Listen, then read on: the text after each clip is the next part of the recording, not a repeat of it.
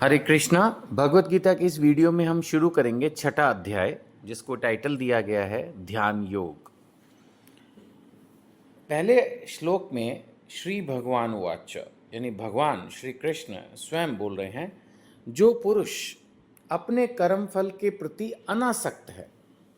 पहले भी अनेक बार हम चर्चा कर चुके हैं, हमें कर्म नहीं छोड़ना है, उसके फल को भी नहीं छोड़ना है, वो अपने आप मिलेगा, उसके ऊपर फोकस करना छोड़ना है।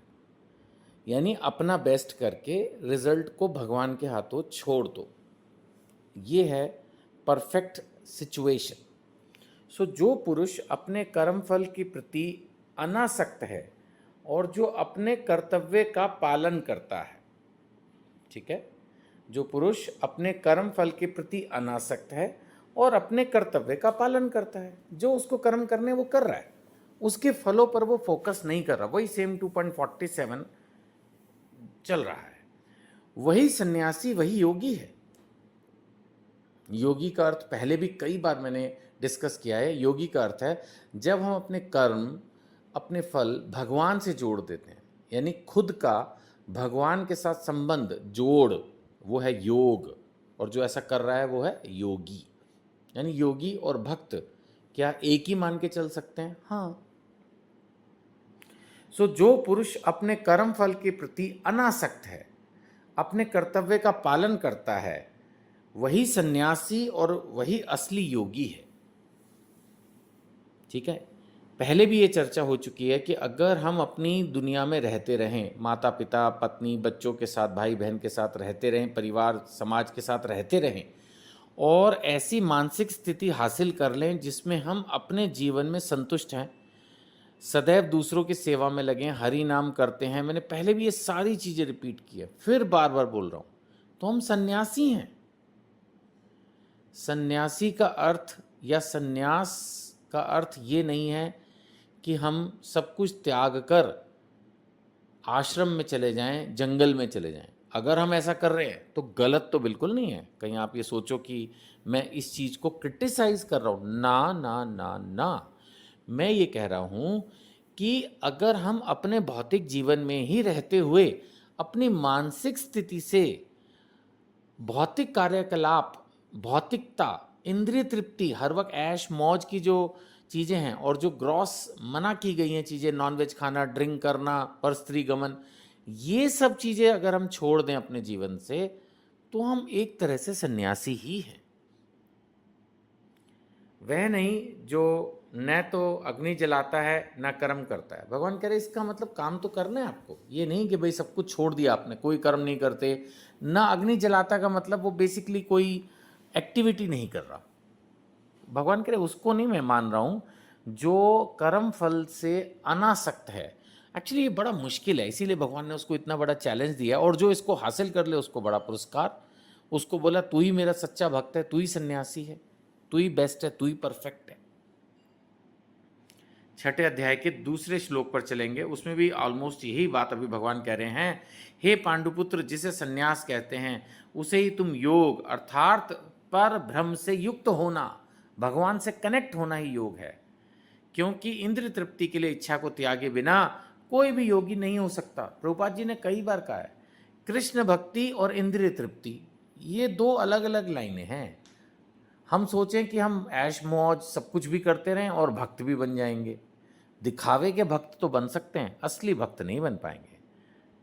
असली भक्त नहीं बन पाएंगे। दुनिया हो सकता है आपको बहुत बड़ा भक्त माने, कोई भी किसी को बहुत बड़ा भक्त मान सकता है, वो ठीक है, बट भगवान से तो कुछ छुपा नहीं।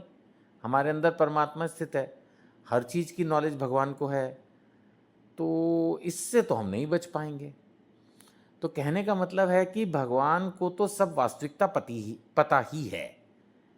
तो अगर हम ऐश मौज की ज़िंदगी जी रहे हैं तो बेसिकली हम भक्ति पर सही मायने में कभी प्रगति नहीं कर पाएंगे। इस चीज़ को लेके चलना है। तो इसीलिए भगवान कह रहे हैं, पांडुपुत्र, जिसे सन्यास कहते हैं उसे ही तुम योग अर्थात पर भ्रम से युक्त होना जानो। भगवान से कनेक्ट होना है और इंद्रिय तृप्ति के लिए इच्छा को त्यागे बिना कोई योगी यानी भक्त हो ही नहीं सकता। ये चीज़ क्लियर लेके चलनी है। तीसरा श्लोक, भगवान कह रहे हैं जो अष्टांग योग के नव साधक है उनके लिए कर्म साधन कहलाता है। यानी अभी जो लोग दूसरी विधियों पर जा रहे हैं, मैंने आपको पहले भी इस बारे में चर्चा की थी 5वें अध्याय के अंत में, कि अनेक अनेक विधियां हैं अपने आप को कंट्रोल करने की, है ना, कहीं कहीं अपने मन, बुद्धि, इंद्रिय इन पर कंट्रोल करना है।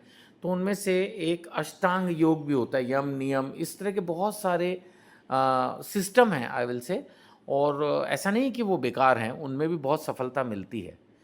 लेकिन हम लोग जो डिस्कस करते आए हैं अभी तक, अगर हम उसी पैटर्न पे आगे चलें तो हम अष्टांग योग वगैरह नहीं सजेस्ट करते। हम तो बोलते हैं जैसा जीवन जी रहे हैं नॉर्मल वैसा ही जिए, बस मानसिक स्थिति चेंज करनी है, मन को वश में करना है ना। कर्म देखने में वैसे ही लगते रहे, हाँ वो बात अलग है, कर्म वैसे ही रहेंगे का मतलब ये नहीं कि नॉनवेज खा रहे हैं तो खाते रहेंगे, शराब पी रहे हैं तो पीते ही रहेंगे, स्त्री गमन कर रहे हैं, जुआ खेल रहे हैं तो करते रहेंगे, नहीं, इनको तो छोड़ना ही होगा। अगर कोई ग्रॉस एरर कर रहे हैं तो उनको छोड़ना होगा, लेकिन हाँ जो नॉर्मल रूटीन लाइफ है उसको हम जीते रहें। सिर्फ अपने आप को मानसिक लेवल पर भगवान से कनेक्ट करना है, और फिजिकल लेवल पर भी हाँ कुछ हम हमेशा कुछ चीज़ें तो सजेस्ट कर ही रहे हैं कंटिन्यूसली। हरि नाम लेना है, शास्त्र अध्ययन करना है, भक्तों का संग करना है, वैष्णव गुरु से दीक्षा लेनी है, एकादशी आदि व्रत करने हैं, धाम यात्राएं करनी है।